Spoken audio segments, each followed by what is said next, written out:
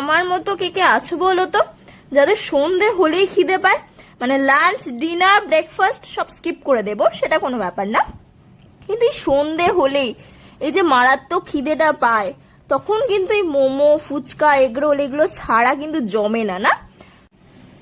যতটা পারবে এই সসটা লাগিয়ে, আহা, জাস্ট ইয়াম্মি।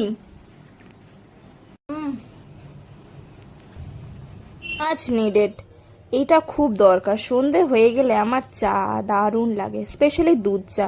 তবে রোজ রোজ খেতে পারি না, কিন্তু মাঝে মধ্যে একদিন আধদিন খাওয়াই যায়।